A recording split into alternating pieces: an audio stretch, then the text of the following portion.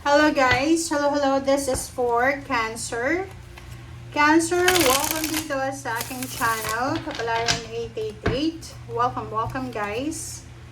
Alamin natin Cancer, kung anong messages, energy para sa inyong lahat. Okay? So this is general reading para sa collective. Okay, let's get 6 cards. Okay. First card natin is Two of Swords, Seer the Fool, Chariot, Death card, The Sun. Wow, major arcana to. Oh, sorry. And wow, there's a celebration coming. Okay. Okay, Cancer. Cancer. Major arcana, 1, 2, 3, 4. 4 major arcana sa'yo. So, ibig sabihin, there's a 4 major situation, happenings na posibleng darating sa'yo. Okay? Alright.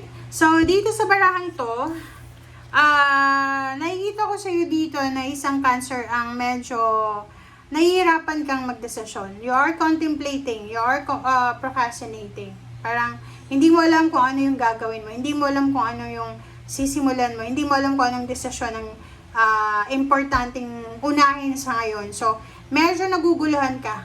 Parang nasa crossroad ka ngayon. And kung makikita mo dito, Cancer, this is about risky choices and options. Pwedeng may nag-offer sa'yo ng travel. Pwedeng may nag-offer sa'yo ng relocation or new job, pero nasa malayong lugar. Kumbaga, maybe love life yan, trabaho, negosyo, or whatever choices and options yan. Nakikita ko na hindi ka sigurado kung magsisimula ka ba ulit or itutuloy mo kung anong ginagawa mo sa ngayon. Okay? So, tingnan mo siya. So, which is, the Chariot is here.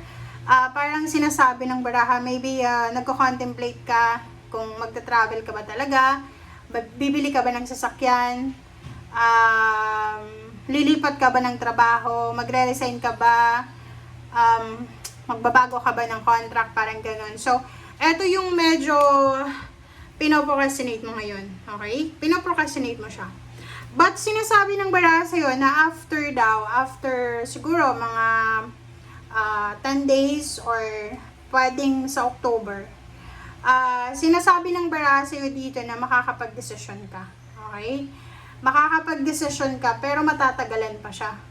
Siguro sa ngayon, hindi ka pa ready. Wala ka pa doon sa talagang magte-take ka talaga ng risk kasi yun yung kailangan. Kasi kung makikita mo dito, yung Chariot na to, sinasabi na sa'yo, pinipresent na sa'yo ng universe eh. Like, halimbawa, ino-offeran ka ng trabaho, malayo siya, international, or pwedeng, basta, ano siya, iba siya sa kung anong ginagawa mo sa akin. Parang risky siya.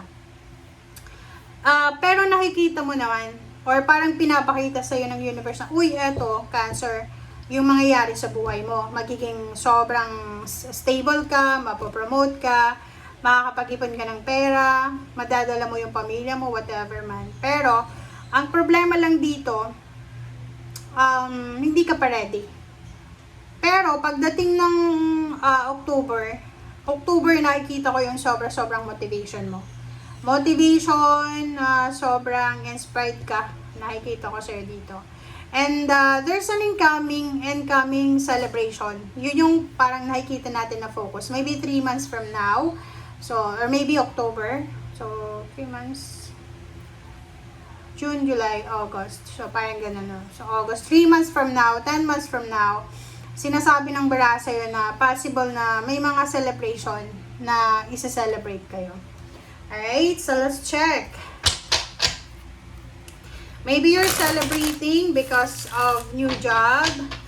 You're celebrating because of new career. New member ng family, wedding anniversaries, or whatever man. New car. Parang ganon. Promotion, or whatever man yan na isa-celebrate. Okay. Two swords tayo. Two Swords is Hierophant. Oh, sabi ng baraha dyan sa'yo, kung nahihirapan ka daw na magdesisyon, kung nahihirapan kang mag-isip, kung ano ba yung gagawin mo, kailangan mo daw humingi ng tulong. So, ka, magtanong-tanong ka doon sa mga taong reliable na tao. Magtanong ka, ano ba yung masasabi nila sa desisyon mo or sa plano mo. 'Di ba? So, sabi ng baraha sa'yo dito, kung hindi ka sigurado, wag mong ihang. Kung hindi ka sigurado, wag mong i-postpone yung desisyon na yan. Magtanong ka sa mga taong pwedeng makakatulong sa'yo. Okay? Makakasagot ng mga katanungan. Wow! Love life. Cancer. Alright. Nakikita ko sir dito, yun yung isa sa mga possible na concern ngayon ng Cancer. Yung mga single or in a relationship kayo. Kasi, may mga Cancer na pwedeng in a relationship ka, pero may napupusuan ka pa, may nagugustuhan ka pa, or may nagkakagusto sa'yo. Wow! Or another is single ka, nahihirapan ka kung sasagutin mo ba etong bagong relationship na to na gustong pumasok sa buhay mo. Kaya nagko-contemplate ka eh. Kaya nahihirapan ka. Ang daming question sa isip mo, Cancer. Okay.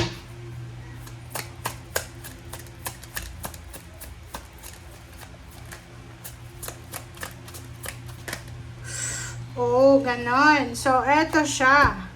So, sabi ng baraha sa'yo, nandito ka sa 8 of Swords. Pag sinabi natin 8 of Swords, pwedeng may asawa ka. Pwedeng ganon.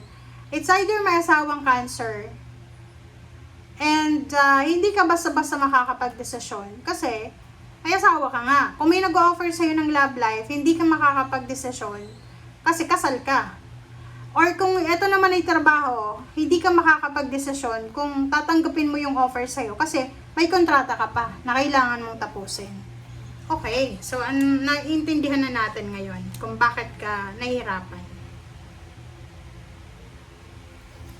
Okay.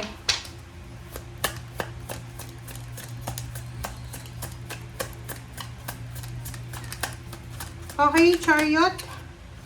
Wow, Emperor. Ang galing na ito, guys, oh.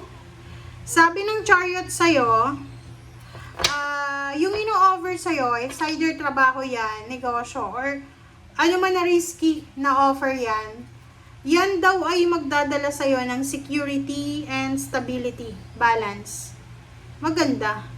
So, talagang maganda yung ino-offer sa'yo. Pwedeng promotion, salary increase, higher position, makakapag-ipon ka ng pera, makukuha mo kung anong gusto mo, parang ganun. Wow. Okay. Reverse na Tower. Oh, 'di ba? Ang ganda kasi ang sinasabi ng baraha sa'yo dito na sobra-sobra kang magiging powerful, magiging sobrang strong, lalo na yung tungkol sa kaperahan mo. Magiging sobrang financially strong and independent ka sa kung saan ka man pupunta. The Devil. The Devil, there's your death card. So, sinasabi ng baraha, kailangan mo lang naiwasan, it's either the Capricorn. Capricorn na totoong taong Capricorn. Mag-ingat ka sa Capricorn. Kasi siya yung pwedeng magiging sagabal sa decision making mo. Siya yung parang magpapahirap sa'yo sa pagdedesisyon. Siya yung magpapagulo ng desisyon mo. So, kailangan mo lang iwasan. Or sinasabi ng baraha sa'yo dito na pag-isipan mo ng mabuti yan kasi sinasabi nga ng baraha na magiging sobrang stable and secure yung buhay mo. Ba't ka natatakot? Ba't hindi mo magawa-gawa? Oh, 'di ba? Confirm. Sinasabi dito ng baraha sa'yo dito na kailangan mo na. Dalawa yung Chariot mo ha. So, this is a confirmation na sinasabi sa'yo na oras na talaga. This is the time. This is a perfect timing para tapusin mo na yan na pagpo-procrastinate mo. Diba? Sabi ng baraha sa'yo dito, maraming mga tao na willing kang tulungan. Maraming mga tao na gusto kang bigyan ng inspiration, or may mga tao dito na makakatulong sa'yo para mahanap mo yung totoong kaligayahan. Another, kung single ka, single mom, single dad, and sinasabi ng bara sa'yo na kung saan man ito na lugar or kung saan man itong journey na to na pupuntahan mo, maraming mga tao dito na makakatulong para makarecover ka emotionally, financially, and psychologically. Financial talagang marami. Okay? Reverse. Reverse na 3 of cups at 3 of cups na upright. So, sa ilalim mo is the World card. So, sinasabi ng bara sa'yo, hanggat hindi ka daw nagdedesisyon, hanggat hindi mo kumbaga sinusunod yung isip at puso mo, talagang hindi ka makakapunta dito sa celebration na to. So, much better na pag-isipan natin ng mabuti. Okay? Kung nagugulahan ka, mag-pray ka, mag-meditate ka. Pero yun nga yung sabi ng baraha dito, hingi ka ng guidance sa Panginoon, sa mga tao na pwedeng makatulong sa'yo. Pero wag na wag mong ihahang ha. Wag mong ihahang. Itutuloy mo lahat ng decision mo. Okay? Alright, so thank you for watching guys, and I hope na makaresonate ka. Pasensya na, sobrang low bat yung camera natin. Okay? Bye!